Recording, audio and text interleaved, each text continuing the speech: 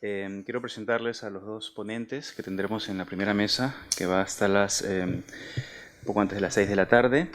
Ellos son Alexandra Hibbett, quien es doctora en literatura por la Universidad de Londres, Birkbeck College, y magíster por la Universidad de Oxford. Ella ha publicado textos sobre la literatura y la violencia política peruana y es actualmente profesora de literatura de la Universidad Católica. Tendremos también a Juan Carlos Ubillús, quien es doctor en filosofía por la Universidad de Texas, Austin, y es actualmente profesor de la Universidad Católica y de la Universidad Mayor de San Marcos. La ponencia de Alexandra se titula El arte de la memoria como crítica social en el Perú, y la de Juan Carlos, que hablará a continuación de Alexandra, breve comentario sobre el giro ético. Entonces le doy la palabra a Alex. Muchas gracias a todos por estar aquí. Yo he tomado el título de esta mesa como una invitación como para reflexionar desde mi investigación actual, que es sobre memoria cultural en el Perú, a relacionar ese proyecto de investigación con el tema de crítica social. Entonces, lo que voy a exponerles es una especie de experimento de pensamiento y vamos a ver qué tipo de preguntas me puede suscitar también para mi proyecto de investigación.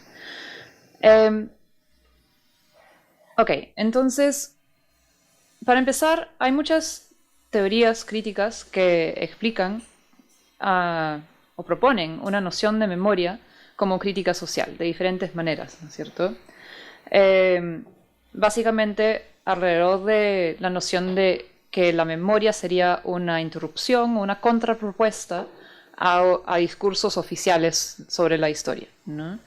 En donde, por ejemplo, en Walter Benjamin tendríamos que es necesario que el sujeto político, el materialista histórico para él, redima ciertas imágenes del pasado poniéndolos en el contexto presente como para desgarrar un poco ese contexto presente, ¿no? Y mostrar nuevas posibilidades.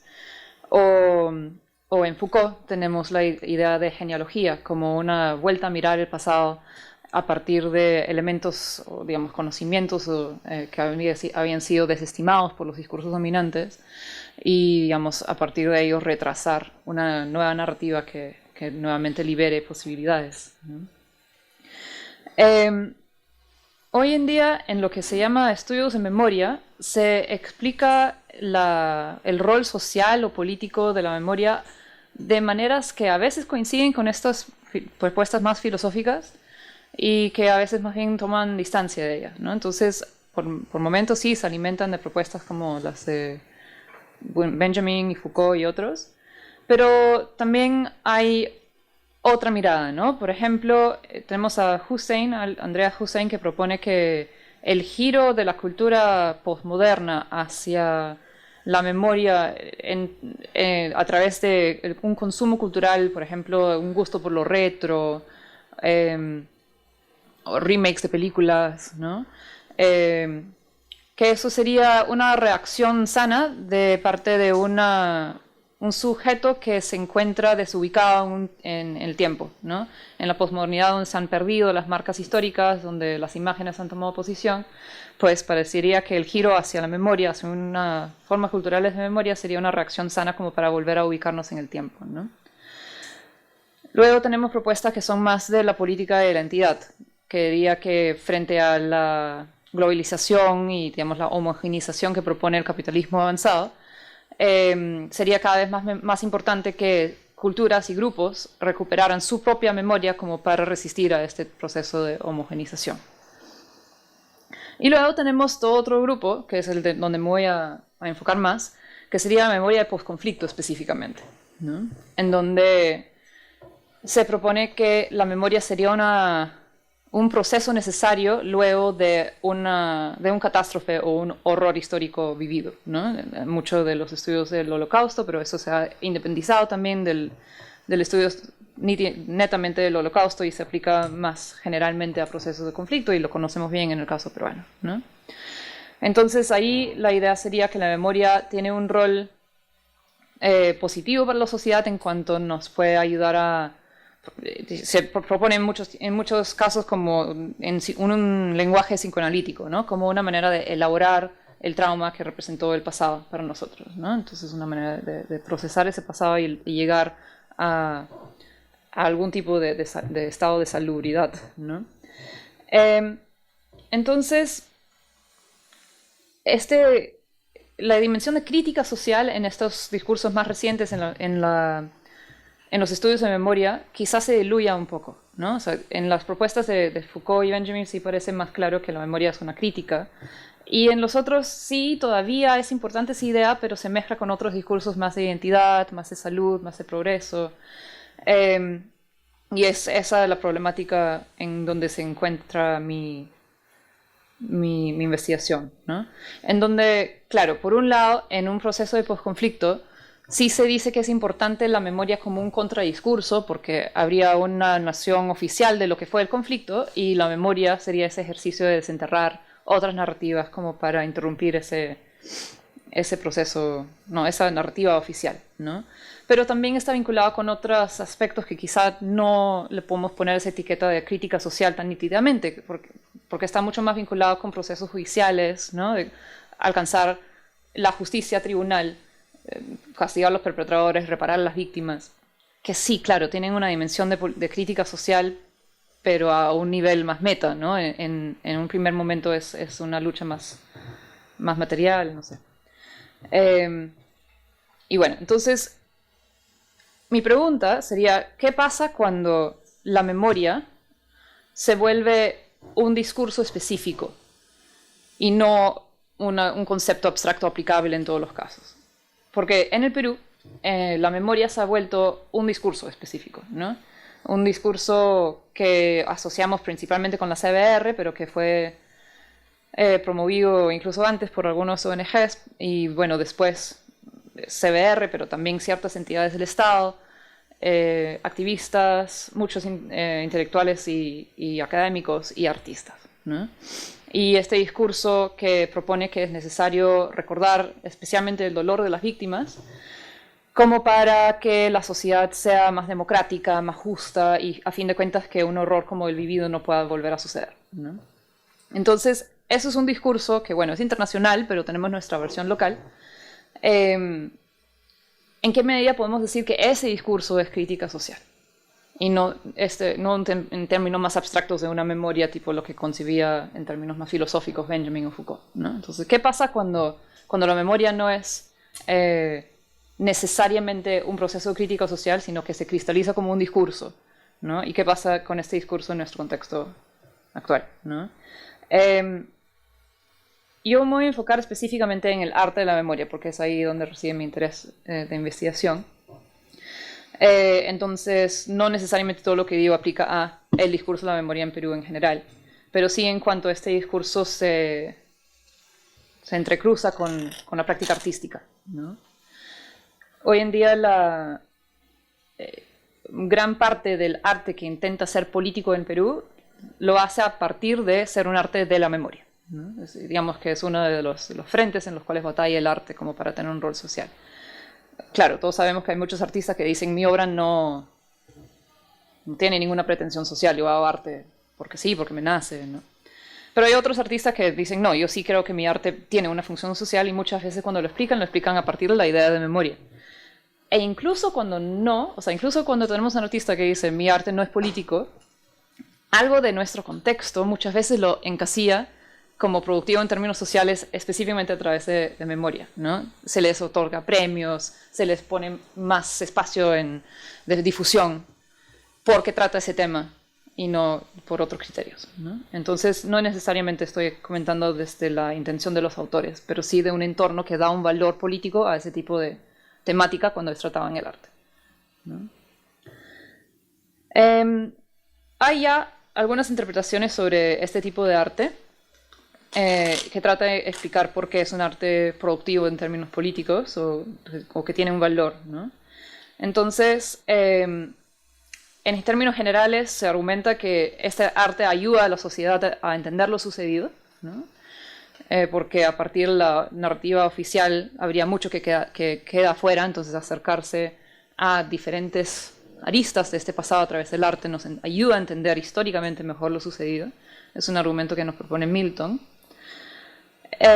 Un argumento similar también de Milton y más específico es que el arte sería un documento que se podría incorporar al archivo histórico para complementar informes, juicios, ¿no? Que solamente recogerían ciertos tipos de verdad. El arte recogería otro tipo de verdad. Luego tenemos el libro de Saona, que argumenta que el arte de la memoria principalmente lo que hace es generar empatía. Cuando esa empatía se había visto interrumpido, perdido o nunca existió en un país donde somos muy diferentes en términos culturales y muy divididos en términos de derechos, clase, nivel de vida, etc. Entonces, la idea es que el conflicto puede llegar a los extremos que llegó en gran parte, por las divisiones que tenemos como nación y una especie de indiferencia de parte de ciertos sectores con más poder hacia los sectores marginalizados, ¿no? Que es en gran parte el discurso de la CBR sobre lo que pasó en el conflicto, ¿no? En donde entonces el arte serviría como para generar una conexión de empatía emocional finalmente entre el vidente y ese sufrimiento que antes deshumanizó o desestimó, ¿no? Entonces eso pasaría, por ejemplo, bastante en Yuyinapac, ¿no? En la muestra fotográfica de la CBR. Luego tenemos un libro de Víctor Vich, en donde argumenta que el arte de la memoria es un arte político, como lo estoy diciendo yo, y explica esa dimensión política de diferentes maneras. Principalmente lo propone como un duelo, es decir, en términos psicoanalíticos todavía, pero vinculando la idea de un duelo con un proceso político, ¿no? Como que para que la sociedad realmente haga duelo, lo que tenemos que hacer es enfrentarnos a lo más oscuro de nuestra sociedad y tratar de elaborarlo en términos, digamos, sociales. Eso siguiendo las propuestas de la Capra.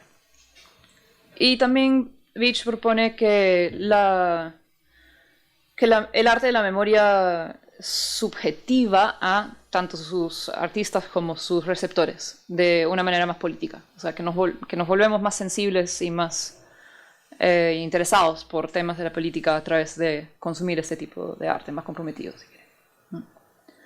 Ok, entonces todos estos argumentos pueden tener mucho de válido, pero el problema principal que encuentro con ellos es que son demasiado generales. O sea, es como si se mezclaran los dos niveles, ¿no? El nivel de la memoria como algo abstracto pensado en términos filosóficos y la memoria como un discurso bastante local y específico en términos históricos que tenemos acá, ¿no? Entonces pueden así amalgamar lo que dice Benjamin o Freud sobre la importancia de recordar y lo que está pasando acá, en un discurso mucho más específico en términos históricos, ¿no?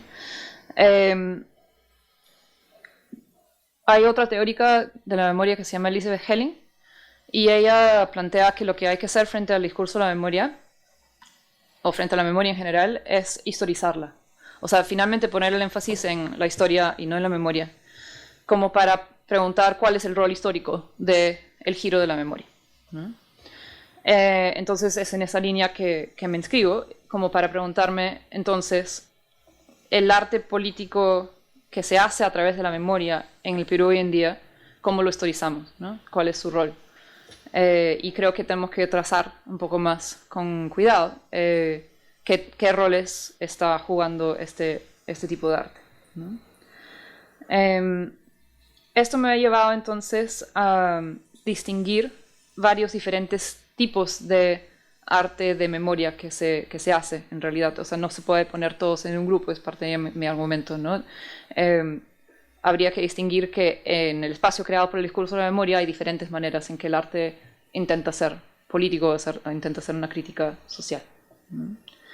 Aquí me inspira también el argumento de Gabriel Rockhill que habla sobre la política del arte y propone que no se puede llegar a una respuesta sobre cuál sería la dimensión política del arte, ¿no? Que eso va a depender del contexto histórico, en el sentido de que en cada contexto lo que es artístico y lo que es político y la relación entre ambas cosas va a ser diferente. Entonces ahí mi pregunta se vuelve, ¿qué es lo artístico y qué es lo político y qué es la memoria acá y cómo entran en juego? Entonces para esto no he considerado solamente cómo las obras de arte representan el pasado de la violencia política, sino también cuál es la vida social de cada obra. Cómo entra en procesos sociales, qué relaciones sociales acompañan estas obras, tanto en sus momentos de producción, circulación y recepción. Eso también estoy siguiendo a Rockhill, pero también a Benjamin, que propone que la dimensión política del arte reside en su modo de producción, ¿no? ¿Qué relaciones sociales están involucradas en su producción, y si es que esas relaciones sociales se ven afectadas de alguna manera por esa iniciativa, ¿no?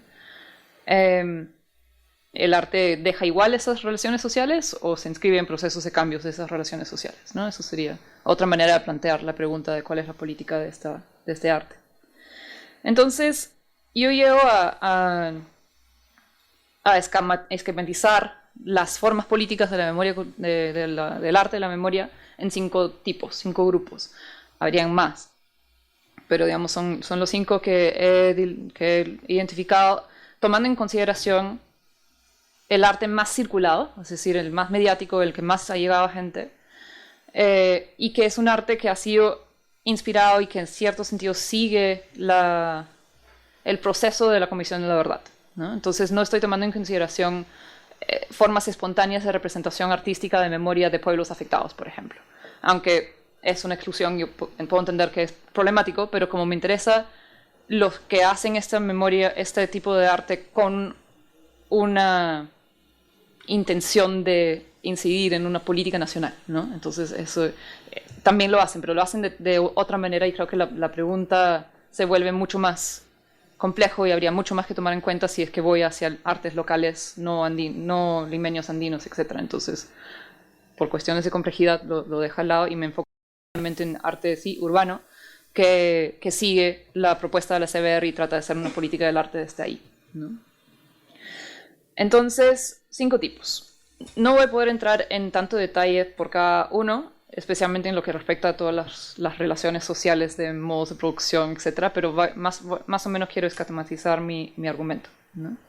Entonces, el primer tipo lo represento en Yuyinapac y en La Hora Azul. Yuyinapac es una exposición fotográfica que fue organizada por la CBR en el año 2003, que sigue en exposición. Estuvo primero en una casona de esta universidad, en Chorrillos, y ahora está en el Ministerio de Cultura. Esta exposición de fotos intenta hacer un recorrido histórico de la violencia resumiendo las conclusiones de la CBR, pero aparte tiene una estética particular y una serie de criterios de selección de las fotos bastante particulares, ¿no? Por otro lado, la novela, como ven, estoy haciendo grandes comparaciones entre diferentes géneros, ¿no? La novela se trata de un hombre que descubre que su papá violó a una chica durante la violencia política cuando él ejercía no me acuerdo si capitán o general del ejército, ¿no? Entonces, ¿qué tienen en común estas dos obras? Lo que propongo es que ambas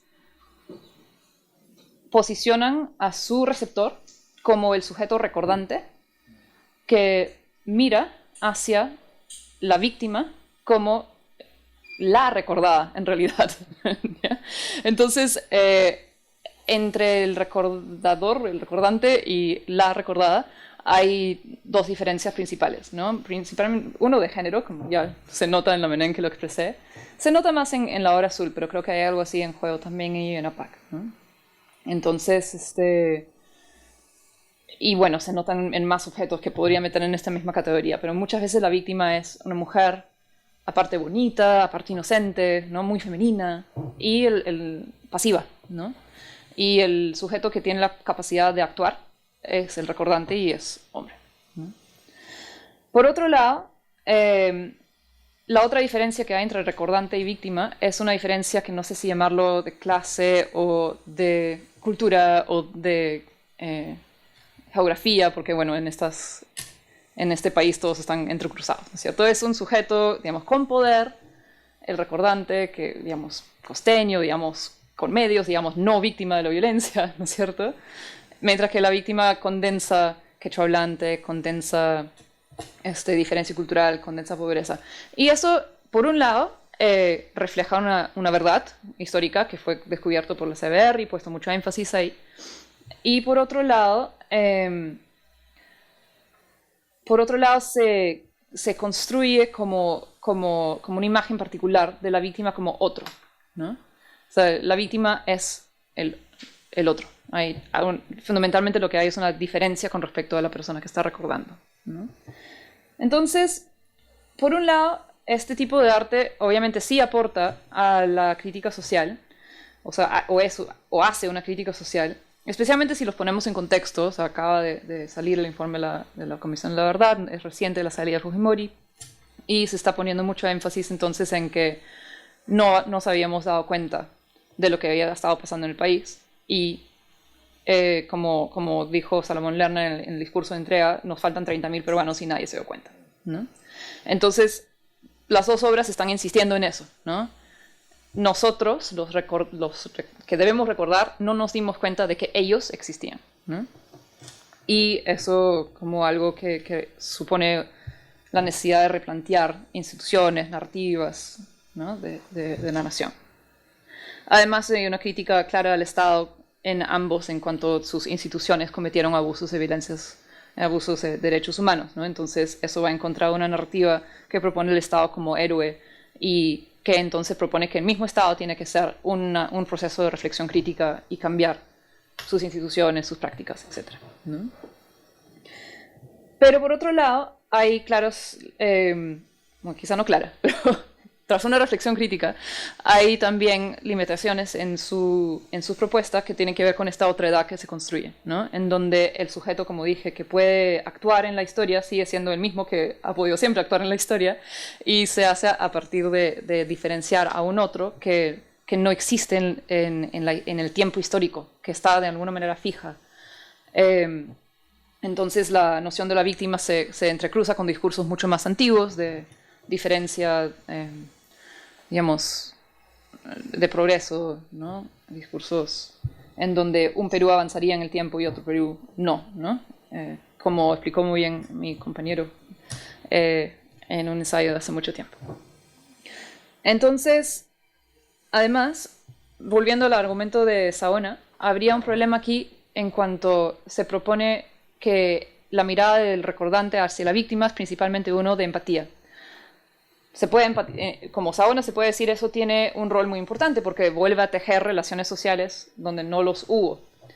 Pero por otro lado, es problemático apostar por la moralidad como un proceso de cambio social y político, ¿no? O sea, si es suficiente eso, o si más bien puede llevarnos a tener una especie de sensación de que ya cumplimos con un deber histórico y político al sentir una serie de afectos morales, ¿no? Ok, entonces eso es un grupo. Luego, el segundo, representado por Abril Rojo y La Hora Final. Igual son dos géneros bastante diferentes. Abril Rojo es una novela de hace también bastante tiempo, creo que es 2006, y La Hora Final es el año pasado. Lo que comparten es que ambos apuestan por tener un rol social a partir de llegar a muchas personas, ¿no? Son géneros masivos. La Hora Final es un thriller, y bueno, también Abril Rojo, ¿no? Abril Rojo es un policial, una novela policial, aparte con mucho humor, y de hecho es la novela más vendida sobre la violencia política hasta ahora. Ambos proponen una narrativa antifujimorista, es decir, que se opone a la versión de los hechos que propone al Estado como héroe, ¿no? Específicamente también al gobierno de Fujimori. Y atentan contra el prestigio que podría tener aún Fujimori a partir de esa narrativa, ¿no? Asociando más bien Fujimori y el Estado en esa época con procesos de corrupción, decadencia, caos, ¿no? Entonces se propone una serie de alternativas de asociaciones con esa agrupación política o con el Estado, ¿no?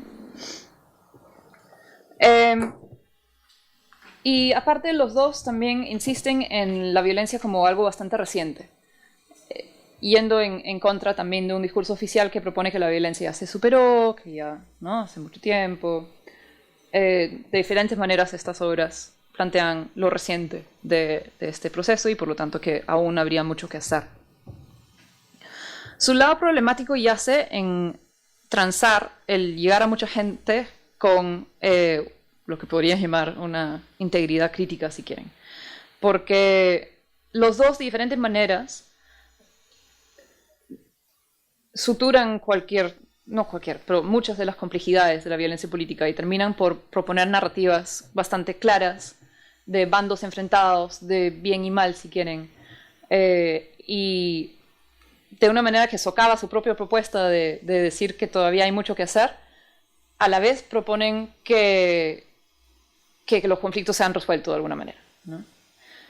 En Abril Rojo se resuelven para mal, en el sentido de que, bueno, ya no hay nada que hacer por el país, es una narrativa bastante pesimista, cínica, y por el lado de la hora final, más bien, es el triunfo, ¿no? Logramos atrapar a Ismael Guzmán y ya está, ¿no?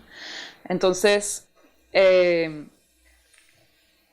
hay un afán por dar un placer, quizás simplista, al vidente, como para atraer su atención, pero se pierde filo crítico, ¿no?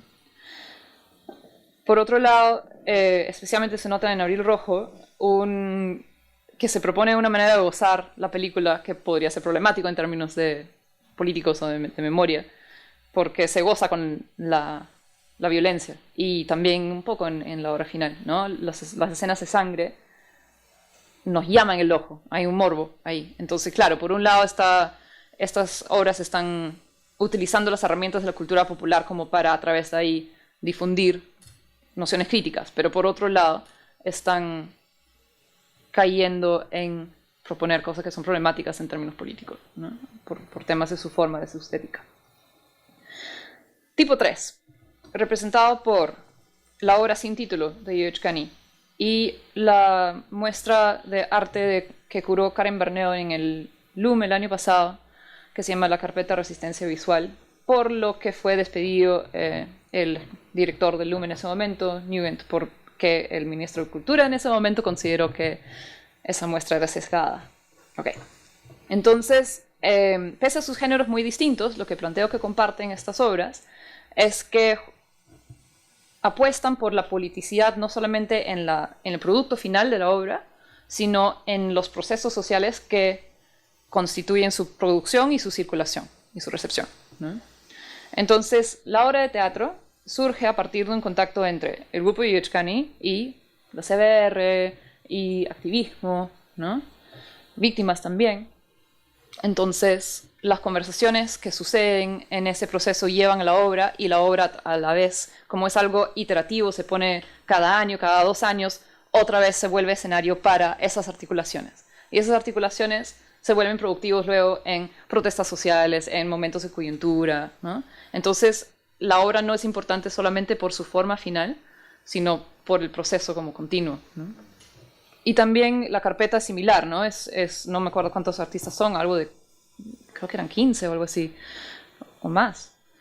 Y son artistas que no necesariamente compartan una agenda común, ¿no? Son de muchos grupos diversos, pero la carpeta, cada artista hizo un afiche y este proceso los llevó a tener, digamos, ciertas conversaciones. Y también, claro, se convocó al Estado a través del LUM como para aportar un espacio a este proyecto. Y la idea de esa carpeta es que, claro, como son afiches, impresiones, son fáciles de reproducir y se ofrece, digamos, a cualquiera, si cualquiera de nosotros quiere poner esa muestra en algún lugar, lo podemos pedir y lo ponemos. Entonces, la muestra es una invitación abierta a seguir tejiendo redes de una manera quizás más activista, ¿no? En cuanto a las obras en sí mismas, también hay coincidencias entre sus estéticas, si quieren. La obra sin título no propone una narrativa, es una serie de escenas, ¿no? Y que deja bastante en manos del espectador como qué tipo de reflexión sacar de ahí. Sí se siente la necesidad de... hay una sensación de que nos falta un proyecto colectivo y que hay que construirlo en esa obra, bien, bien fuerte, ¿no? Especialmente en una escena donde está bajo una bandera muy destartalada, ¿no? Y es un momento de conmoción, ¿no? Y se siente un proyecto que todavía falta llevar a cabo. En el caso de la carpeta es quizá un poco más cerrado en su interpretación, porque sí, es específicamente sobre la resistencia a Fujimori, así se llama, y eso fue la intención de la muestra. Pero de todas maneras, la estética de los pósters son abiertos, o al menos son abiertos porque son una especie de collage, ¿no? Porque puede ser que cada afiche tenga un mensaje particular, pero como están en una constelación, no necesariamente está tan claro qué lección sacar de ahí. Hay algunos pósters que apuntan más a Fujimori como un poder autoritario, pero a otros que más bien muestran su política económica, ¿no? O otros que muestran la manera en que ha tenido un impacto sobre la tele y cómo la tele hasta ahora podríamos decir que sigue siendo una tele fujimorista por todo el tipo de programas que seguimos viendo. Entonces, son obras que ponen al vidente en un lugar mucho más activo, tanto en interpretación como en las relaciones sociales que se pueden tejer a partir de las obras, ¿no? Si alguien ha ido a una obra de Yuchkani, también muchas veces después sale el director y conversa y se siente como esa dimensión social del estar ahí bastante fuerte, ¿no? Acá las limitaciones me son menos aparentes, pero sí también comparten algo lo que volveré al final, que es una limitación quizá compartida de toda la apuesta de hacer un arte político a través de la memoria. De que los dos son bastante reactivos más que propositivos, ¿no es cierto? Quizá eso no es un problema desde la perspectiva de la crítica, porque claro, la crítica es frente a algo, ¿no es cierto? Pero los dos muestran que lo que están tratando de articular es básicamente una oposición, ¿no? Una oposición a cierta narrativa que asociamos más que nada con fujimorismo y otras tendencias políticas así, ¿no? Similares. Y además, incluso si estamos de acuerdo con que eso es un objetivo político importante, la resistencia al fujimorismo, se asocia bastante el fujimorismo con la violencia política y no el fujimorismo de ahora, ¿no? Y en qué medida son el mismo fujimorismo, en el sentido de que en qué medida la fuerza actual del fujimorismo viene de ese pasado de la violencia política. Podría ser cuestionable. Y bueno, las obras no van tanto por ahí. Entonces voy a retomar esas ideas en un ratito. Tipo 4. Hay similitudes entre La teta asustada, la película que dirigió Claudia Salazar, no, Claudia Llosa.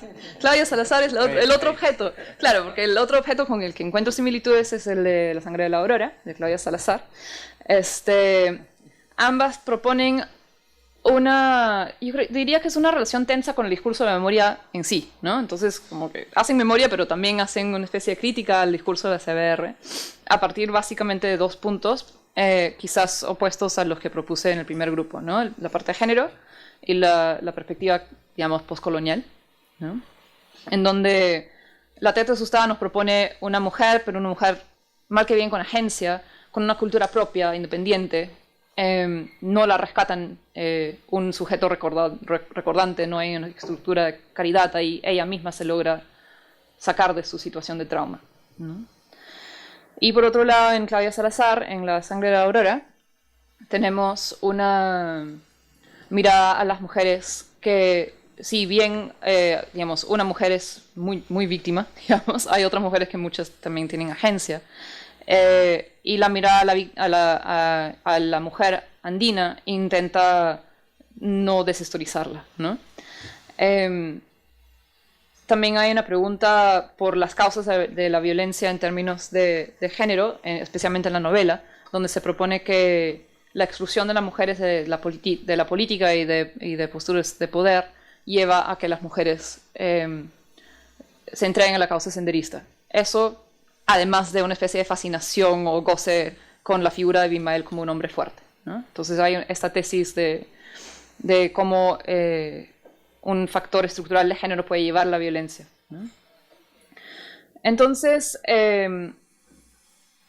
hacen una crítica al llamarnos la atención sobre la importancia del género, sobre la importancia también de no repetir estereotipos sobre la mujer como pasiva. También, claro, en ambas tramas giran alrededor de la violación, entonces se está poniendo bastante énfasis en que las mujeres sufren de una manera particular durante el conflicto y eso se estaba olvidando tanto en la narrativa estatal como en la narrativa más activista, ¿no es cierto? Entonces señalando un vacío y tratando de corregirlo. Pero también siento que quedan unas dimensiones problemáticas, ¿no? Porque en los dos es muy difícil, a pesar de que claramente hay una intención por mostrar una visión de la otredad andina en términos mucho más respetuosos y mucho más, digamos, progresistas, todavía queda bastante de exotizante en esos retratos, ¿no? Todavía son otros, si quieren. Y por otro lado, en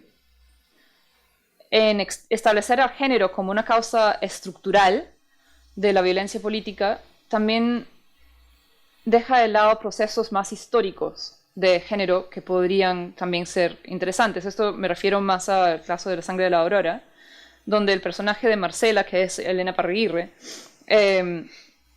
se integra a Sendero Luminoso por una causa estructural, ¿no? Porque no pudo ser cura, ¿no? No la dejaron ser cura, entonces se metió más o menos, ¿no? Pero, ¿qué hay de todos los procesos históricos de la izquierda y de la mujer que se va, digamos, politizando y volviendo militante? ¿Y qué hay del hecho de que, bueno, en Sendero Luminoso parece que por motivos que faltan estudiar todavía históricamente, hubo un lugar para esa militancia que no hubo en otros lugares, ¿no? Entonces es una mirada que también puede engañar, ¿no? En ambos casos también la mirada sobre lo andino, quizá algo que queda fuera ahí es qué exactamente se perdió en esos años, en el contexto andino. O sea, obviamente la violencia fue parte de un proceso más largo de destrucción de modos de vida propios de los Andes, ¿no? La migración viene de antes, etc. Pero también tuvo mucho impacto de interrupción de modos de vida. Entonces, ¿qué memorias, digamos, no están siendo recogidos por estas obras sobre qué se perdió en esos modos de vida, ¿no? Me parece que hay algo ahí. El quinto tipo, ¿cuánto tiempo me queda? 2 minutos. El quinto tipo, voy a hacerlo súper rápido, donde agrupó Lurgio Gavilán y José Carlos Agüero, 2 ensayos, memorias, testimonios de sujetos incómodos, voces incómodas. Entonces, son voces incómodas tanto para una narrativa oficialista como para una narrativa desde la CBR, digamos, la obra azul. Y señalan una ausencia en todos los anteriores, que era el sujeto militante de Sendero Luminoso, ¿no? Entonces, el sujeto militante y también los que están a su alrededor, ¿no? Hijos, hermanos, los niños. Que hay experiencias que no están siendo recogidos ahí. José Carlos Agüero insiste en inscribirse, pese a su implicación no voluntaria, en la categoría de víctima, ¿no? Entonces, esto es una politización de la categoría de la víctima, ¿no? Que ya no tendría por qué ser inocente. O sea, por más de que puede estar... no estoy diciendo que él es culpable, pero digamos, él está argumentando que incluso alguien que muchos verían como un sujeto manchado de cierta culpa, que eso no debería entrar en discusión si es que es víctima también, ¿no?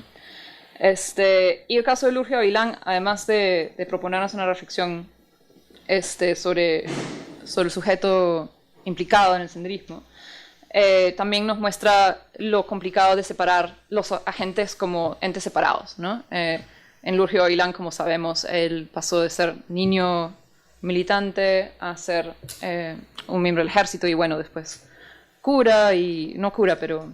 ¿cómo se llama? Seminarista, gracias. Y después académico. Entonces, muestra las dificultades de categorizar estas identidades y que es algo que había estado escapando a la memoria en sus 2 versiones. Ok, entonces... lo que he mostrado es que hay diferentes maneras de apostar por hacer una crítica social dentro de la memoria. Y no se podría resumir como simplemente el duelo o simplemente la empatía. Hay muchas diferentes maneras en que se está intentando y haciendo crítica social desde el arte de la memoria. Y además estoy mostrando que en cada apuesta también hay limitaciones y complejidades y que creo que quizás por motivos históricos los tendemos a desenfatizar, ¿no? Tendemos a celebrar el giro hacia la memoria como algo positivo en términos políticos en general. Bueno, especialmente cuando estamos comentando el arte. Y yo tomaría una visión más matizada, ¿no? O sea, en términos políticos sí logra algunas cosas en ciertos niveles y otras no, ¿no? Otras no. Y lo que queda afuera, me voy a robar un poquito. Hay algunas cosas que quedan afuera en general, que comparten todas las obras, ¿no? Y quería recalcarlo, ¿no? Entonces, ¿qué queda afuera en general? Yo digo, un análisis más histórico de qué pasó, ¿no? Muchas de estas obras intentan explorar causas estructurales, pero el problema con la idea de causas estructurales es que es poco histórico realmente, ¿no? No se está viendo el proceso histórico que realmente llevó a que esto pasara. Y dentro de esto, quizá algo que nos atemoriza mucho más hablar, aunque es necesario, por el contexto en que estamos y por la ley de la apología del terrorismo, etc., es hacer una evaluación histórica franca y sin temor de qué simbolizó Sendero Luminoso como una agrupación terrorista, sí, pero además de eso político, ¿no? Una agrupación política que movilizó o canalizó agencias, energías, esperanzas. ¿Qué pasó con esas agencias? ¿Qué pasó con esas esperanzas cuando ese proyecto los defraudó, ¿cierto? Entonces, eso es una memoria que, incluso en las memorias de Agüero y Lurgio, me imagino en gran medida por el contexto, no están siendo francamente mirados de una manera histórica, ¿no? También hay la pregunta por la militancia de mujer, ahí, que aparece un poco en las entrevistas recientes de Zapata con Iparraguirre y que no aparece en La sangre de la obrera, ¿no? Otro tema vinculado ahí es qué pasó con la izquierda, ¿no? O sea, hubo un momento, obviamente, de mucha militancia de izquierda anterior y después Sendero juega tiene mucho rol en interrumpir esos procesos. ¿Qué pasa entonces con esas energías, con esos recuerdos, si quieren, esas memorias de la izquierda militante que después de Sendero ya no puede militar, ¿no? Y esa memoria parece ya no poder decirse porque se asocia con el terrorismo, ¿no? Y ya mencioné el tema de qué experiencias andinas o qué quizás podríamos decir modernidades andinas también quedan de lado o son dificultados, hechos más difíciles por la violencia, porque quizá algo en la violencia, en el proceso de violencia que hemos vivido, hace parecer que es imposible una sociedad andina moderna, ¿no? Algo que parece imposible, digamos, incluso más que antes que la violencia, ¿no? Pero quizá ahí estamos también olvidándonos de ciertos pasados. Y por último, la idea de que, bueno, de que finalmente que se debe o que es muy productivo hacer política a través de la memoria, quizás deje de lado que, bueno, también necesitamos una mirada sobre presente y futuro. Y donde creo que queda eso más claro es, como ya mencioné, en la idea de Fujimorismo, ¿no? Nos seguimos articulando en gran medida como seres políticos en cuanto nos oponemos a Fujimori y asociamos Fujimori con la época pasada. Pero ¿cuánto de los motivos por los cuales sigue siendo una fuerza política tan presente es por ese pasado? Claro, juega un rol, pero también hay descontentos, tensiones, necesidades sociales actuales, presentes, que están encontrando una expresión en el voto por Fujimori. ¿Y qué tipo de apuestas políticas estamos haciendo o el arte está haciendo como para encontrar otras maneras de canalizar esa energía, ¿no? Entonces, son temas que, digamos, quedan fuera de la discusión si es que solamente nos enfocamos en la memoria como una alternativa para hacer arte político. Okay, muchas gracias. Nada más, perdón. Bien, muchas gracias, Alex. Le doy la palabra entonces a Juan Carlos Uyus.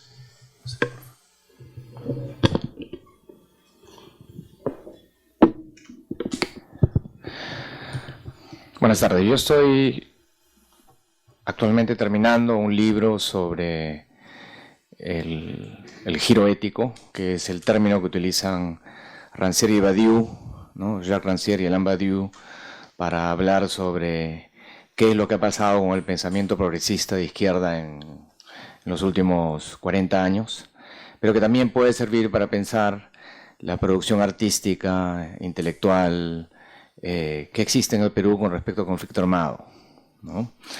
Entonces, el libro tiene 3 capítulos y algunas intervenciones, y los 3 capítulos uno trata sobre Agüero, ¿no? La producción de Agüero. Luego otro es sobre La sangre de la aurora de Claudio Salazar, y finalmente un capítulo sobre Lurgio Gavilán Sánchez, su testimonio Memoria de un soldado desconocido. Bien, entonces, antes de entrar a describir un poco esos capítulos, quiero describir qué es el giro ético. Y quizás podemos comenzar con una escena del conflicto armado, que es la toma en la Embajada de Japón, ¿no? De hecho, un comentario que hay en un programa político a raíz de la toma en la Embajada de Japón por parte del MRTA. Como ustedes saben, esa toma se prolonga semanas con muchos rehenes adentro. Y entonces, en ese momento, Vallarriestra, que coqueteaba, y no solamente coqueteaba con el fujimorismo, se reúne con Hildebrand y empiezan a debatir qué es lo que tiene que pasar con los rehenes. Entonces Vallarriestra decía, bueno, estos han hecho una irrupción en contra de la ley y hay que simplemente destruirlos, ¿no? Hay que hacer un acto violento que pueda terminar con sus vidas. ¿Y qué hay de los rehenes?, les preguntaban. Bueno, los rehenes cada vez están más muertos. Digamos que ya han perdido la libertad, y cuando un hombre pierde la libertad, pierde entonces la vida misma. Entonces, realmente hay que intervenir en este momento. Y por otra parte estaba Hildebrand, que decía, no, lo que tiene que pasar es, hay que negociar una salida y hay que sacar a los emeritistas del país. Quizás podrían irse a Cuba, como Cuba lo había ofrecido en ese momento. Y porque lo más importante aquí es la vida, no valores abstractos, no conceptos obtusos, sino la vida misma, la vida material, ¿no? Entonces, digamos que ahí Hildebrand estaría expresando algo que es crucial del giro ético, ¿no? El salvar la vida misma, más allá de cualquier tipo de concepto. Mientras que Vallarriestra estaba sosteniendo 2 cosas que son importantes. Uno, la idea de que los conceptos y las ideas son importantes, que vale para cualquier bando, pero por otro lado, digamos, la versión oficial, que es la defensa del Estado, ¿no? Hay ciertos fascinerosos que se arman en contra del Estado, y el Estado tiene todo el derecho, ¿no? y el deber de intervenir. Entonces podríamos poner el giro ético en Hildebrand y a la vez poner la versión oficial en Vallarriestra. Y por supuesto está la otra posición, que es la de los emerretistas, que es la posición de la política de emancipación, ¿no? Entonces yo diría que esas son las 3 maneras de representar el conflicto armado: la versión oficial, el Estado se defiende; el giro ético, la vida misma que debe ser privilegiada por encima de cualquier concepto, etcétera; y finalmente el proyecto de emancipación. Entonces, digamos que yo diría que de esos 3, en la producción artística e intelectual, lo más importante es el giro ético, lo más importante es el privilegio de la vida por sobre cualquier concepto o abstracción que pueda existir. Bien, entonces, ¿cuándo comienza y cómo comienza el giro ético? Ese es un tema largo que se da a muchos debates, pero digamos, comencemos con la tesis de Lyotard del fin del metarrelato, del relato de la emancipación. Digamos que hay una época que podríamos llamar con Jean-Claude Milner la época de la creencia revolucionaria, que iría desde la Revolución Francesa hasta, digamos, la caída del muro de Berlín, o quizás la caída de la Unión Soviética. Milner sugiere, por su parte, que la creencia revolucionaria acabaría el 11 de septiembre, porque ese es el momento en que hay un acontecimiento mundial en el cual la izquierda no tiene nada que ver. ¿no? Se trata de un terrorismo que no puede ser ubicado dentro de un Estado ni dentro de un partido que quiere ser Estado, ¿no? Desde la óptica marxista, al menos. Bien, entonces hay un relato de emancipación con la creencia revolucionaria que llegaría a su fin alrededor de esa fecha que estoy diciendo, y Lyotard tenía la tesis en la condición postmoderna de que ese relato era erosionado, como lo eran todos los relatos, por obra y gracia de la ciencia, por obra y gracia del saber científico. El saber científico derruía cualquier relato narrativo, digo, un saber narrativo que sería el saber de la emancipación. Sin embargo, cuando escribe la posmodernidad explicada a los niños, o es una serie de cartas o intervenciones que él tiene, más bien, allí él reconoce que se ha erigido un nuevo relato, que es el relato del fin de los metarrelatos, ¿no? Es el relato de que todo relato de emancipación conduce inevitablemente al totalitarismo de Estado o al desastre. Entonces diríamos que en la época de la creencia revolucionaria hay un relato de emancipación y que en el giro ético se instala otro tipo de metarrelato, que es que los proyectos de emancipación inevitablemente conducen al desastre. En la época de la creencia revolucionaria tendríamos un tiempo que avanza hacia adelante, ¿no? Eso se ve claramente en las novelas y cuentos del indigenismo, que son influenciadas por, digamos, la política de emancipación socialista. El tiempo está hacia adelante en el sentido de que el acto revolucionario está hacia adelante. Generalmente hay una herida que se causa al orgullo del indio, se le quita la tierra, la mujer,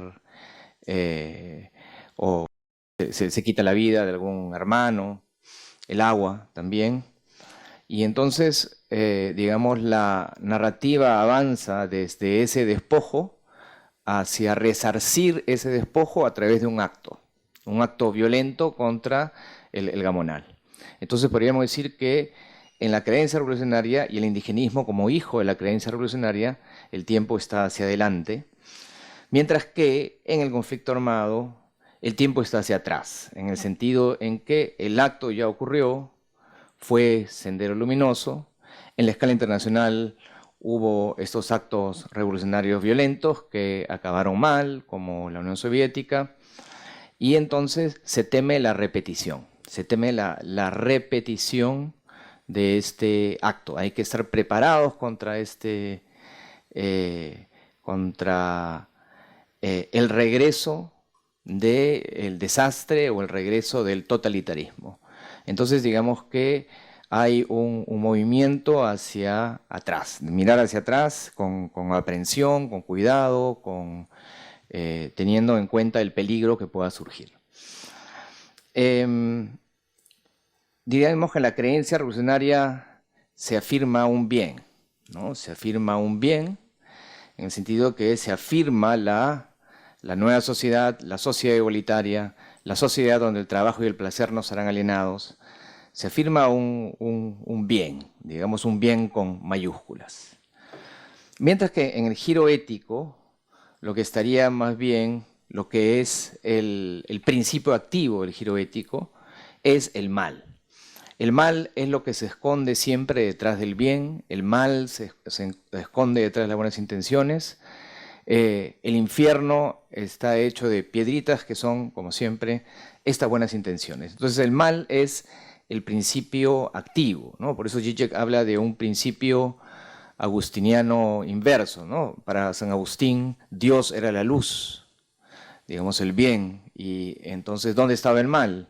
Donde no había llegado la luz, no sé, en un hueco quizás. Entonces, digamos, el mal estaría asociado un poco a la ignorancia. Es la misma perspectiva que tiene Garcilaso, ¿no? Garcilaso la Vega. Para él, digamos, el mundo andino no era necesariamente malvado, sino que simplemente era ignorante. El mal era la ignorancia. Y por el contrario, esto se invierte, por eso un agustinismo invertido, en el sentido de que el mal es el principio activo y el bien es un bien en minúscula, en tanto un bien reparador. se repara. En la creencia revolucionaria el héroe es una figura central, ¿no? Los héroes de la revolución, el panteón de los héroes de la revolución, ¿no? Que son sacados cuando cae la Unión Soviética, mientras que de parte del giro ético lo central es, creo yo, la víctima, ¿no? La víctima es el personaje central y, como recientemente lo escuché en alguna exposición en la cual también estuvo Alex, digamos, podríamos pensar de ciertos monumentos que afirman a los héroes de la nación y, por otro lado, digamos, ciertos monumentos que afirman a los caídos, ¿no? El monumento del ojo que llora, por ejemplo, digamos, es la centralidad de la víctima, no necesariamente del héroe. Y finalmente, digamos, Alex usó el término propositivo, ¿no? Uno podría decir eso en general, y acá voy a explayarme un poco en el caso de Agüero. El pensamiento, en la época de la creencia revolucionaria, es un pensamiento positivo, ¿no? Ontológico, dirían algunos, ¿no? En el que el sujeto, digamos, tiene una relación con la alteridad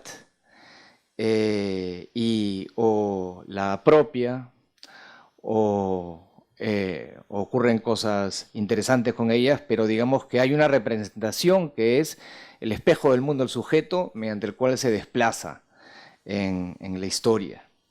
Mientras que con el giro ético, más bien el pensamiento apuntaría a la crítica, apuntaría a la denuncia, ¿no?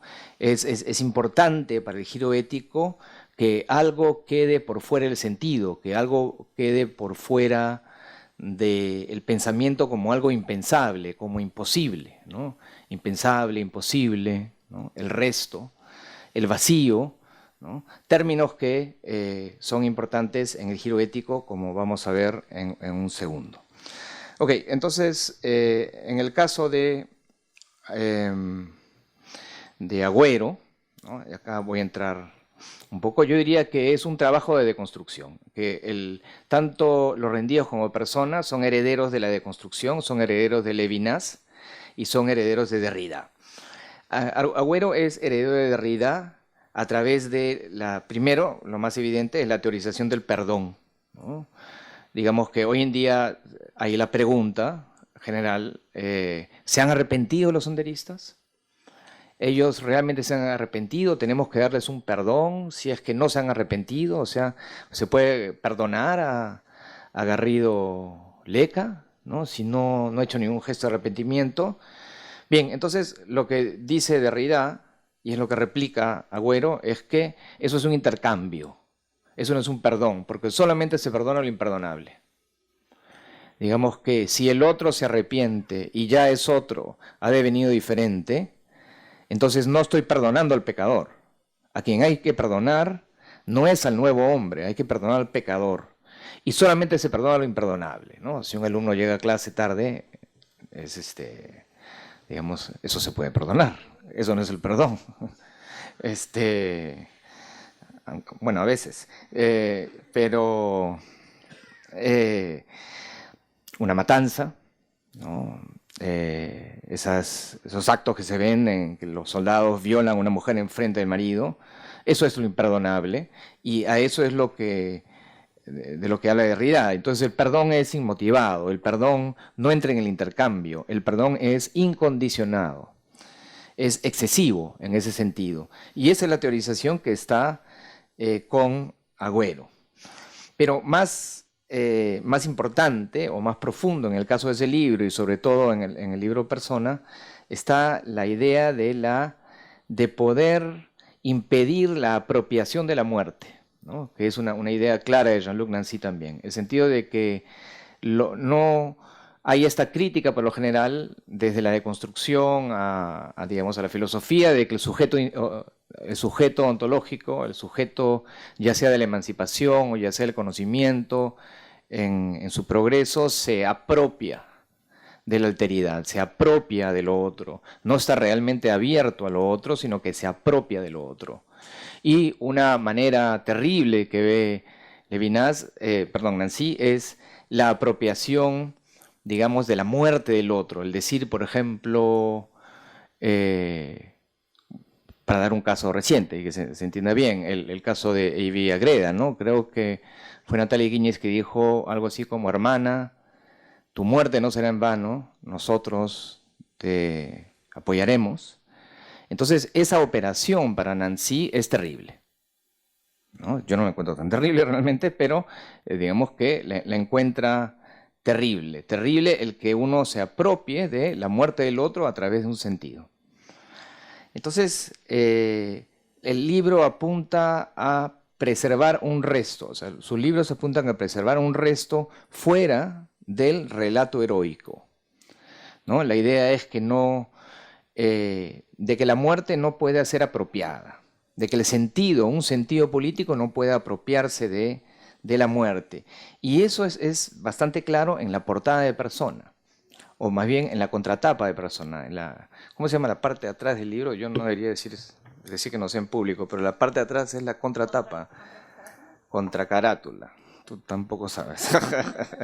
Entonces la contracarátula es, digamos, una piedra en blanco. Entonces ahí podríamos decir que es la operación del libro. La operación es sacar a los muertos de cualquier relato heroico. O sea, que no se diga murieron por la revolución. Es lo más importante para él. Ni siquiera murieron por los héroes civiles. Entonces, digamos que ese es el gesto de construccionista, quedarse con el resto, con el vacío, más allá de cualquier tipo de sentido. Lo que traiciona esa operación en el caso de Agüero, y se muestra patente en todo el libro, y no puedo entrar demasiado en ello, es la idea de que en la tapa lo que tenemos es la piedra con el dibujo de una cara que grita. En ese sentido, lo que es el silencio o el vacío para Agüero se confunde demasiado con el dolor.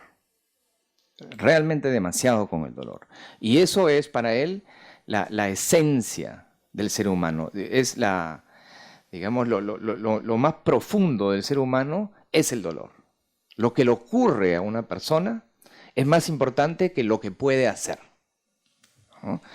Y eso es algo que es clave en su libro. Entonces, este movimiento deconstruccionista está acompañado, por supuesto, de un rechazo de la política que se apropia de la muerte y un gesto levinasiano, de ética, en el sentido en que la ética de Levinas es una ética de...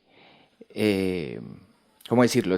La ética comienza cuando yo veo el rostro del otro, ¿no? Se me presenta, ¿no? Generalmente piensen en la escena de un desvalido, un pobre que se presenta, y entonces esa persona, el encuentro con ese rostro, rompe las ideas que yo tengo del otro, o las ideas que yo tengo del mundo, ¿no? Es como, digamos, acá en Lima uno tiene que realmente vivir con ciertas ideas fuertes y no tener demasiado el corazón en la manga cuando uno se enfrenta, digamos, con los pobres en la calle, ¿no? Digamos, uno no puede estar llorando todo el día.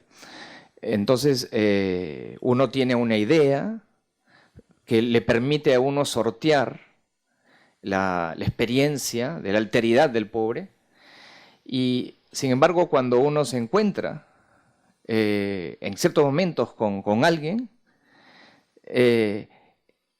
uno no puede refugiarse en su propia idea. Uno no puede decir, no, yo estoy trabajando por la política socialista, entonces no tengo que ocuparme de esta persona. O bueno, este pobre él es una persona que ha hecho algún mal, ¿no? Que es lo que de alguna manera siempre uno piensa automáticamente. Pero no, hay algo de apertura en el rostro del otro. El rostro del otro es la apertura y es el comienzo de la justificación de mi existencia como un sujeto ético. Entonces la justificación de la existencia es la ética, de consagrarse a atender al otro en vez de, digamos, la afirmación de algún tipo de proceso político. Ok, entonces esas diría yo que son La deconstrucción no es algo que se tome demasiado en el Perú. O sea, la deconstrucción, digamos, no. ¿Quién es un deconstruccionista? ¿Hay algún deconstruccionista en el Perú? ¿Alguien? Digamos que no hay una gran escuela de deconstrucción en el Perú, ¿no? Eh, lo que quiero decir con esto, o sea, no es una crítica a que no hay escuela de construcción o alegrarme de que no haya, sino estos conceptos son conceptos que se permean desde la universidad a la sociedad de una manera de la cual uno no es consciente. Que uno puede ser deconstruccionista, ¿no? Si es que uno está, digamos, más preocupado por la apertura que por el proceso. Digamos que ese sería un gesto que, por ejemplo, Bruno Bostils critica tanto a Nancy como a Derrida. Que hay una idea de que lo bueno es no lo necesario, sino la contingencia. Lo bueno no es el continuo, sino la brecha. No es el sentido, sino el sinsentido. No es el sentido cerrado, sino lo abierto. Entonces hay un énfasis en los pensadores de la construcción, en la brecha, en lo abierto, que precisamente impide un proceso. Y quizás podemos ver eso con Claudio Salazar, y ahí termino rápidamente. Y cómo se ve esto a través de la mujer y el feminismo, y lo que parece muy feminista realmente no lo es. En el relato de Claudia Salazar es el relato típico del giro ético en el cual la mujer se ilusiona con la revolución, pero finalmente acaba como la víctima de la revolución. Es decir, la mujer piensa en un primer momento que puede haber una relación entre el feminismo y el socialismo. Pero luego se da cuenta de que no hay relación entre el feminismo y el socialismo, la guerra popular destruye esa relación y la mujer senderista se convierte, como las otras mujeres en la novela, en una víctima de la violación, ¿no? Y hay hacia el final de la novela, hay esta escena, o estas 3 escenas en las cuales las 3 mujeres de las novelas son violadas con el uso de las mismas palabras en la novela. De manera que, digamos, ellas son tratadas como cosas, no como personas, ¿no? Los fragmentos idénticos apuntan a despersonalizarlas. La mujer despersonalizada por la violación. La mujer se vuelve víctima. Y entonces, ¿qué pasa con Marcela, que es Eleni Parraguirre, que es la mujer senderista? ¿Cómo es que ella se vuelve víctima? Diríamos que esta mujer se vuelve víctima cuando deja que su propio goce, ¿no? El goce de mujer, el goce femenino, sea apropiada por el amo totalitario, ¿no? Digamos que la mujer se vuelve víctima cuando articula este goce femenino, digamos, esta alteridad femenina, esta negatividad femenina, dentro del proyecto ontoteológico político de Sendero. En ese sentido, la mujer se hace víctima cuando entra en esta suerte de misticismo, mesianismo masculino. Ahora, Bataille y Lacan hablan de otro tipo de misticismo, ¿no? Lacan diferencia un misticismo masculino de un misticismo femenino, ¿no? El misticismo masculino es, digamos, cuando el sujeto se encuentra con Dios y está completado por su sentido. Mientras que el misticismo femenino es cuando el sujeto quiere encontrarse con Dios, pero a través de Dios, de esa narrativización de lo que es Dios y la trascendencia y todo eso, se encuentra con un sinsentido. Es la experiencia de la vida más allá del sentido. Entonces, en Bataille y Lacan, uno puede apreciar un misticismo femenino que no es el modelo de misticismo masculino que se encuentra en la novela de Claudia Salazar. Pero hay algo en la mujer que excede digamos, la apropiación política, que es el sexo lesbiano. Digamos que cuando 2 mujeres se juntan para hacer sexo, digamos, se hace un nudo líquido. Entonces, ese término es interesante, ¿no? Un nudo líquido, ¿no? Porque realmente no se puede hacer un nudo con líquido, ¿no? Es evidentemente una metáfora poética que apunta a que los cuerpos se juntan en libertad, ¿no? El imposible de los cuerpos que se juntan en libertad. Entonces, en la novela, el sexo de Guzmán con su primera mujer, con Augusta Latorre, es militar. Es un rito marcial de apropiación de lo femenino. Eso es claro en la novela, ¿no? Él dominante, dice ella obediente, ¿no? Digamos que eso es lo que se da en esa relación sexual. Digamos, en las violaciones, digamos, no hay ningún tipo de fluidez, ¿no? Es sólido, es una imposición. Entonces tenemos el sexo de Guzmán y tenemos el sexo de los soldados y los enteristas violadores, un sexo que cosifica, anula a la mujer. Y luego tendríamos un sexo heterosexual entre Modesta y su marido Gaitán, que son unos campesinos. Y ese sexo, digamos, si bien comienza como algo que podría parecer muy masculino al principio, sí accede a, digamos, a esta dimensión de lo líquido. Lo líquido es un significante bueno en esa novela. Lo líquido impide precisamente, o sea, es lo que subraya la no apropiación, lo que se escapa del sentido. Y sin embargo, por supuesto, la vida marital no es lo que se esperaba, y entonces Gaitán le pega a Modesta, la desvaloriza, la trata mal, que es todo lo contrario del sexo lesbiano que se ve entre Daniela, la pintora, y Melanie, que es la periodista que también acaba violada. Es un sexo que cura a Melanie en salud, que la cura de la opresión masculina. Y es un sexo en el cual no solamente el sexo es libre, es un nudo líquido, sino que también ellas, bueno, no hacen pareja, no acaban juntas, una se va a París, la otra se regresa a Lima. Entonces, digamos que es una afirmación de la libertad. En ese sentido, hay digamos, dos cosas que uno podría decir acá. Primero, el parentesco del sexo en la novela con Hélène Cixous. Hélène Cixous es una de las feministas de la que Kristeva llama la segunda época, en la cual no se concentra en la igualdad, sino en la diferencia lo específicamente femenina. Entonces, Hélène Cixous sostiene que el poder es masculino, mientras que el arte es femenino. El sentido es masculino, ¿no? La escritura lógica es masculina, la escritura rupturista, ¿no? Y el sinsentido es femenino. Entonces, lo femenino queda fuera del discurso, fuera del poder. Y entonces el lugar en el que se coloca la mujer, curiosamente, no está del lado del poder. O sea, ahí vemos dos cosas, ¿no? El movimiento deconstruccionista, para decir un hombre que avanza hacia tener un resto que no entre dentro del sentido y que no entre del poder. Pero al ubicar ese resto precisamente como lo femenino, se condena a la mujer a estar de alguna manera aislada del sentido y aislada del poder, ¿no? Digamos, no hay una relación entre ambas cosas.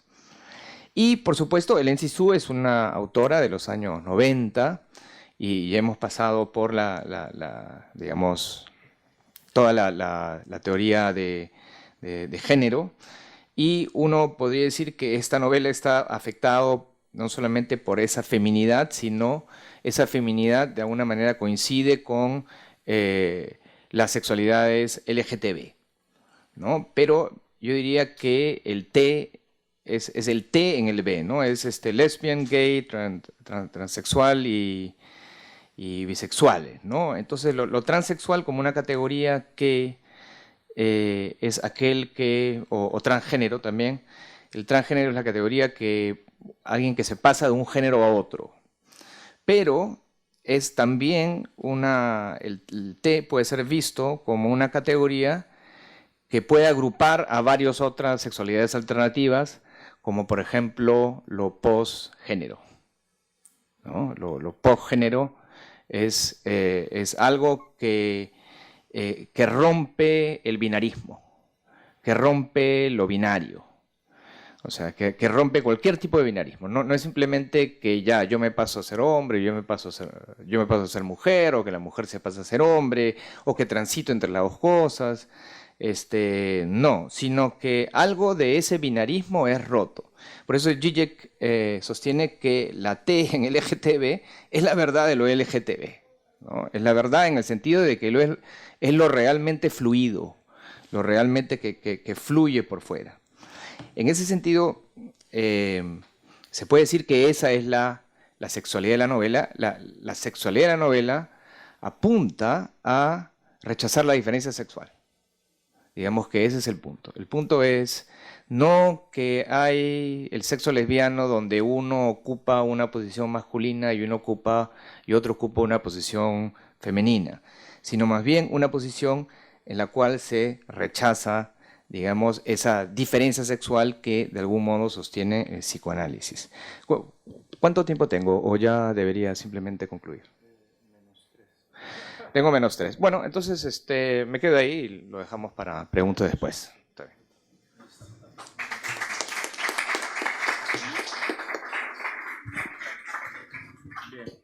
Muchísimas gracias. Hay muchas cosas que se han quedado por decir en la mesa, así que vamos a abrir la discusión para que con sus preguntas puedan los ponentes ahondar en algo de lo que han dicho. Levante la mano, por favor, quien quiera hacer algún comentario o pregunta. Sí. Sí. Una pregunta para Alex que tenía que ver con, digamos, esta categoría, pero también con el arte de la memoria como una categoría que surge, digamos, desde los estudios sociales, ¿no? Digamos, estudios culturales, antropología, sociología, pero me preguntaba qué relación tienen con, por ejemplo, específicamente la historia del arte con las categorías del mundo del arte.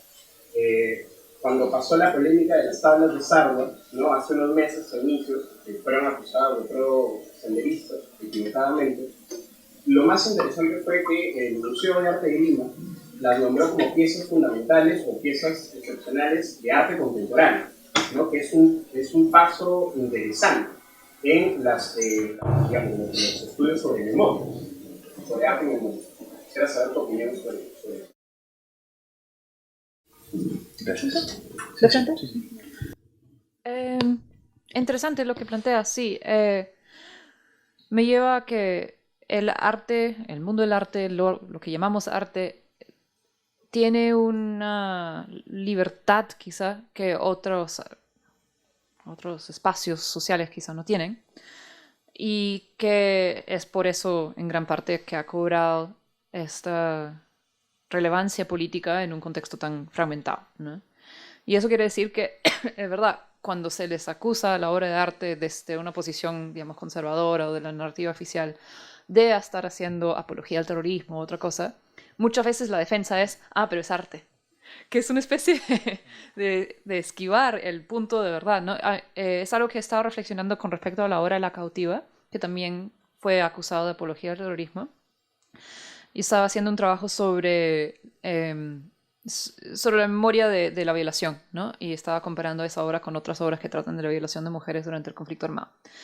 Y lo curioso es que, a pesar de que esa es la obra que más gente vio y más gente discutió, porque fue acusado de apología al terrorismo, en esas discusiones no generó nada con respecto a la violación. Más que nada la discusión fue sobre si era apología o si no era apología, y en todo caso que el arte no puede ser apología y cuál es la naturaleza del arte, etc. Entonces ese discurso ahí más bien nos desviaba del tema político quizás más candente de la obra, que era ese tema más de género. Muchas gracias.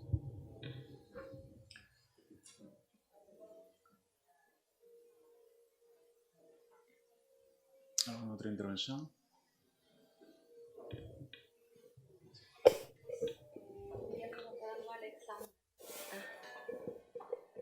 Sí, para Alexandra. Bueno, estaba pensando mientras exponías sobre el tema de la subjetividad, o sea, la posibilidad de reconstruir una subjetividad o una intersubjetividad a partir de estos procesos o de performance, porque también pensaba un poco en actos performáticos, si es que caben dentro de lo que tú has investigado, y si estos artistas han sido afectados directamente por los procesos de violación de los derechos humanos, o si tienen algún familiar que haya sido detenido, ¿no? Y sí, eso. Ya, bacán. Gracias por la pregunta. De hecho, algo que atraviesa todo este arte de la memoria es que tiene dos finalidades. O sea, se puede esquematizar así, ¿no? Que muchas veces se toman como si fueran una y la única. Pero creo que se deben distinguir, ¿no? Por un lado, es un arte que acompaña procesos de víctimas en su búsqueda de sanación, justicia, derechos, reparación, ¿no? Y por otro lado es un arte que está tratando de oponerse al fujimorismo y como que lograr otra época histórica, ¿no? Claro, las dos cosas están vinculadas porque si es que las víctimas realmente tuvieran justicia, entonces se supone que las instituciones serían reformadas hasta un punto en donde ya representaría un cambio histórico, ¿no? Pero creo que en la práctica se han vuelto dos cosas diferentes porque nuestras instituciones en muchos sentidos siguen igual y las víctimas pues son luchas mucho más acotadas, mucho más específicas, ¿no? Si hay arte que acompaña a las víctimas, pues claro, y tienes razón que el teatro tiene mucho que ver ahí. He hecho otro trabajo que no está acá, justo, claro, este mismo trabajo que he comentado, comparando las obras de teatro que tratan de violencia política y de violación específicamente. Y una de las obras, bueno, hay varias obras que trabajan con víctimas ahí, pero una de las más interesantes es uno que se llama Wiyakuni, que fue en el 2014 y fue una especie de proyecto piloto que solamente estuvo en escena 5 veces por falta de fondos. Pero queda ahí como un archivo y como, digamos, una experiencia que se podría replicar. Y eso fue con mujeres indultadas, es decir, falsamente acusadas de terrorismo y que pasaron hasta 10 años en la cárcel indebidamente. Y que en la cárcel obviamente fueron violadas, torturadas y bla, bla, ¿no? Entonces, Lucía Carranza, que es una... estudió artes escénicas en San Marcos, o no me acuerdo cómo se llama la carrera exactamente, pero algo así, y trabaja ahora creo que es Consejo de Reparaciones. Entonces unió sus dos mundos, su experiencia de trabajo en escena con el contacto directo con las víctimas, y con fondos extranjeros logró hacer este proyecto piloto que consistía en reunir a mujeres cada fin de semana y enseñarles técnicas de expresión teatral. Y finalmente llegaron a proponer una obra teatral, ¿no? Entonces la politicidad de esa obra es compleja y tiene una dimensión que no tienen las obras que comenté acá, porque por un lado es visibilizar la experiencia de estas víctimas para los que los están viendo, pero por otro lado, y quizás más importante, fue lo que representó para esas mujeres, que, digamos, se les dio herramientas de empoderamiento subjetivo a través de darles técnicas de expresión en escena que después les puede servir en expresarse en otros espacios, pero también para organizarse en grupos en otros espacios, ¿no?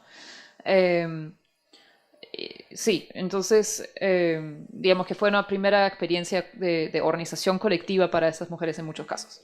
Entonces, la obra tiene una repercusión específica para ese grupo de mujeres. Claro, no es muy grande, fueron un grupo creo que de 13 mujeres, pero el potencial de ese tipo de obra es que si fuera una política estatal, financiar ese tipo de iniciativas, otro tipo de proceso se daría, ¿no? Ojalá fuera. Sí, gracias. Quería añadir una cosa. Porque estaba recordando que estuve ahora en el 11 de septiembre, para el 11 de septiembre en Santiago, en Chile, y en la Plaza de la Ciudadanía se hizo una performance sobre, fue una danza a la memoria a los detenidos desaparecidos. Y claro, era un acto de arte político y generó mucha conmoción, o sea, había un ambiente muy emotivo y me preguntaba o sea, mientras lo veía me emocioné mucho. Y también pensaba que era una forma de reconfigurar o de deshacer estas consignas tan grandes en torno a la memoria, ¿no? Como la verdad, la justicia, y dar como no sé, como otra cara, ponerle otra forma de hacer la memoria desde los actores, implicando a otros agentes también, y en un contexto que fue enfrente de la Casa de la Moneda, que fue el edificio de gobierno, que fue bombardeado, ¿no? Y mientras veía la performance, me sentía interpelada. Entonces también esa capacidad de interpelar al otro, y aquí un poco conectando con lo que comentaba Juan Carlos, ¿no? de la otredad, o sea, esa posibilidad de interpelar y ahí crear algo, o sea, algo diferente o algo conmover, ¿no? Entonces, romper la totalidad por lo menos plantearnos estas consignas que están tan instaladas. Que parece que ya porque es memoria hay verdad y más justicia, ¿no? Pero no... Ya, lo que estás planteando se acerca bastante quizá al comentario de Saona sobre la politicidad del arte. Curiosamente ella lo ve en obras visuales, pero creo que en teatro se ve bastante también, y bueno, en todos, ¿no? Claro, el arte tiene esa capacidad de conmovernos, ¿no? Y que claramente en una situación en donde discursos más legales o más políticos están dominando, pues el arte pone más énfasis en quizá el lado emocional, subjetivo, y tiene la capacidad, como dices, de conmovernos y entonces conectarnos con un tema, ¿no? Sí, sin duda eso es parte del rol del arte, y en ese sentido quizá una precondición como para que haya crítica social, ¿no? Porque ese es un poco el argumento de Saona, que sin esa empatía básica para el otro, entonces no hay un proceso tampoco de crítica social. Claro, como comenté, es complicado también esa reflexión porque creo que no agota la manera en que funciona el arte políticamente. Es una de las maneras, pero no es toda. Y tiene sus complejidades por esta división, al menos en el caso peruano, ¿no? Que establece entre el que recuerda y los recordados. Pero también he estado pensando mucho en la forma teatral específicamente, o sea, teatral, performance, y creo que algo que tiene, o sea, la politicidad de esa forma...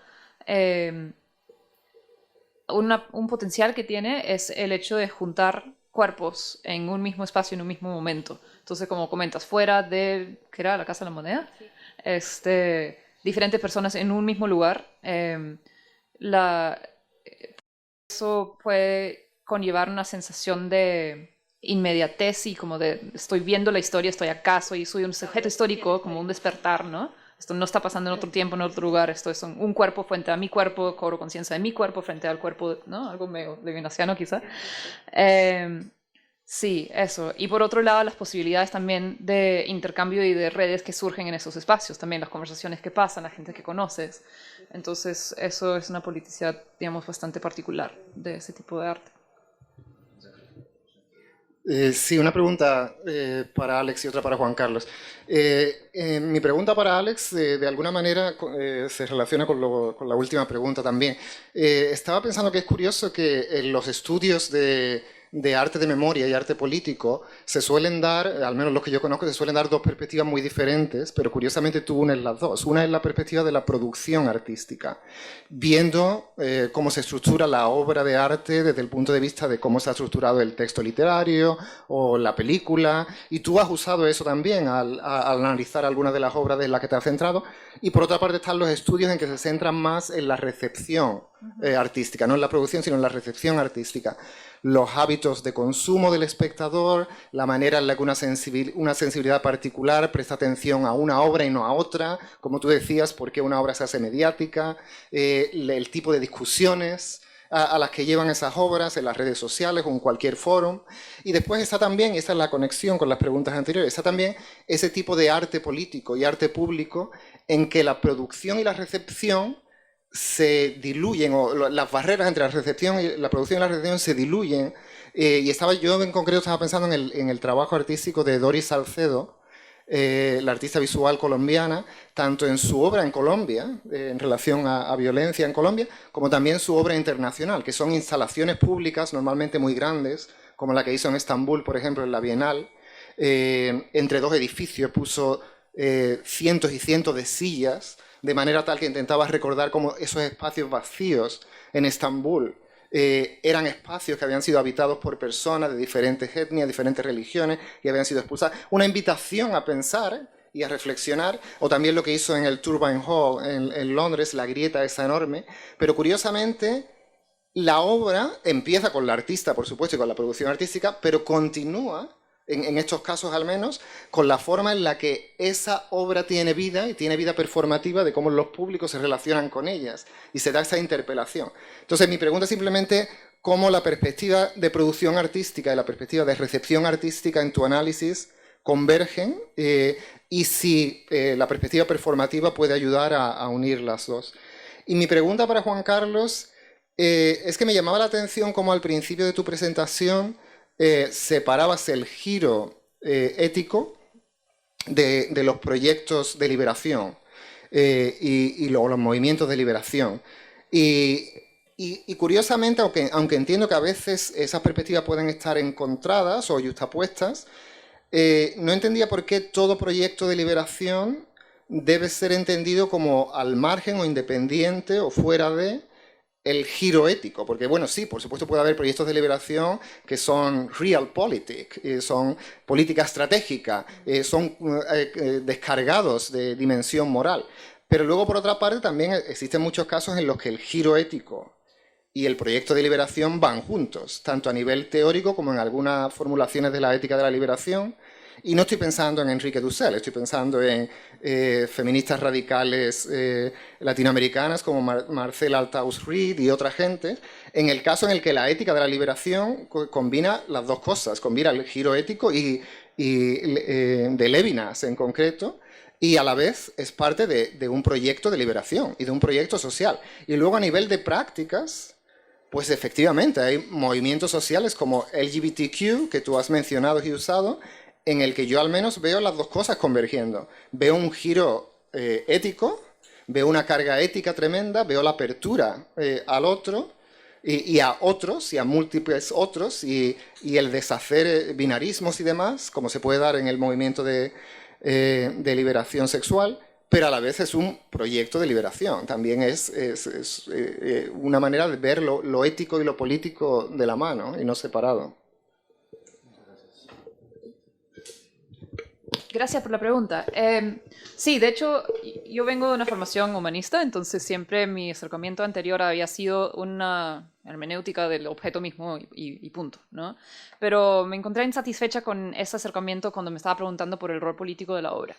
Entonces, al principio, claro, sentía que no se unían las dos perspectivas, que por un lado hacía la interpretación de la forma y por otro lado la interpretación del recorrido social y que no lograba como engancharlos, hasta que volví a leer el autor como productor de Benjamin y di con el concepto de técnica, ¿no? Entonces la técnica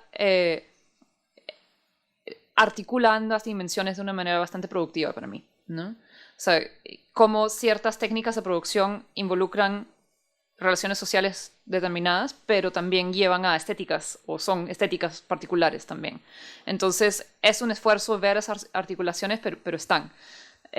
Por ejemplo, lo que comenté de la carpeta de resistencia visual, o sea, el hecho de que son afiches fácilmente reproducibles, una creación colectiva, no se puede separar de su politicidad.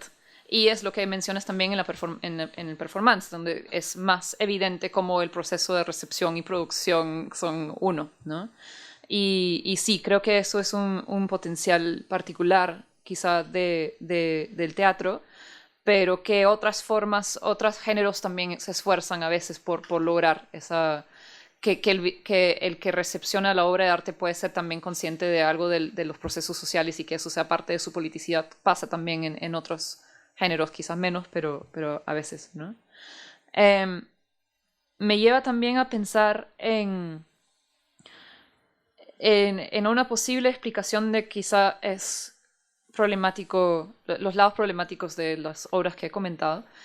Porque, digamos, se podría decir que para hacer una crítica social con algún tipo de relevancia social y que no sea simplemente un ejercicio, tendría que estar vinculado con un movimiento social, con una demanda de abajo, si quieren, ¿no?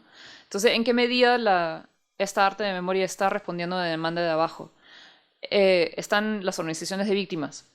Entonces, sí, por un lado se está articulando con la demanda de las víctimas por justicia, por mayores derechos, por reconocimiento como ciudadanos, etcétera, ¿no? Pero, como ya mencioné, el arte de la memoria acá pretende más, o sea, pretende eso y a la vez, a partir de eso, quizá, lograr un cambio profundo, histórico en el país y ¿no? deshacernos del fujimorismo de una vez para todos. Y ahí hay movimiento social para eso, quizá no suficiente, quizá ahí es más un ejercicio de arriba a abajo y ahí digamos, los contenidos de las obras se divorcian de un proceso social que los acompañe. Es una hipótesis.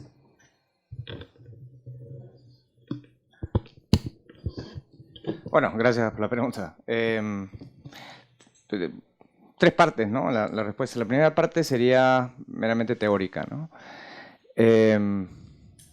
Quizás no haya nada en el término de la construcción que impida efectivamente pasar a un momento más afirmativo y propositivo, ¿no? En el sentido en que, si uno lee Derrida, ¿no? Por ejemplo, la relación entre justicia y derecho, la justicia, como siempre, está del lado de la apertura, de lo contingente, de aquello que rompe la positividad de la ley, y que, digamos, no puede haber justicia si uno no hace un movimiento por fuera de la positividad de la ley, pero digamos que el énfasis en Derrida se queda en ese movimiento del derecho hacia la justicia. Ahora, él mismo sostiene que, digamos, la justicia apunta al derecho. O sea, la justicia en efecto apunta al derecho. O que la hospitalidad absoluta apunta a la hospitalidad condicionada.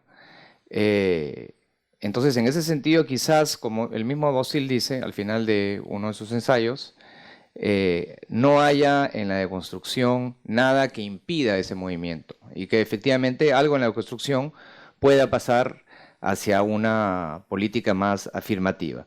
Y sin embargo, no parece haberlo, no parece haberlo. ¿Por qué? Porque el énfasis en la falta de arque o en la falta de un principio ordenador empieza a confundirse en la práctica con, digamos, el momento en el que el debate parlamentario no llega a su fin. Entonces, sí, o sea, en teoría yo creo que sí, que no descartaría Derrida, no descartaría tampoco a Levinas. O sea, sí veo que se le puede dar otro giro del que ya se le ha dado, pero veo también esa limitación en aquellos que elaboran una posición desde eso.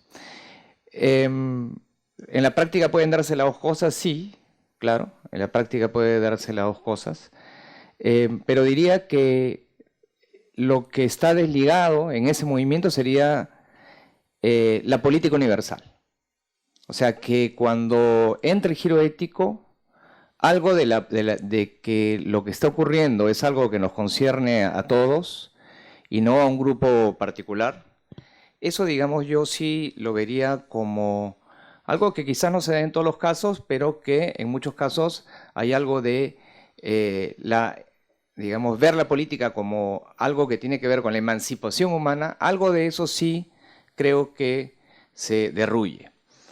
Y por último, lo que había comentado, ¿no? Claro, el indigenismo tenía que ver con el proceso de emancipación del indio. Tenía que ver por, no sé, la revolución de Tusparia, tenía que ver con la gran sublevación del sur, tenía que ver con las tomas de tierras campesinas. Digamos que había movimientos activos que estaban, de alguna manera, digamos, el indigenismo era compañero de ruta de esos movimientos, ¿no? Ahora, en el caso del conflicto armado, digamos, la literatura del conflicto armado, no veo tan claro esa relación con un movimiento. O sea, digamos en este momento, ¿cuál sería el problema en el país? ¿O cuáles serían los problemas? Por un lado, no sé, los conflictos medioambientales, los conflictos de esa índole, ¿no? Ronderos, comunidades que tienen que luchar con grandes empresas. Y entonces me parece sospechoso que la novela y el testimonio y toda la producción se vaya específicamente hacia el conflicto armado y que no se vaya hacia esos temas donde efectivamente hay algo que se pone en juego en el orden de lo económico. Sí, eso te diría.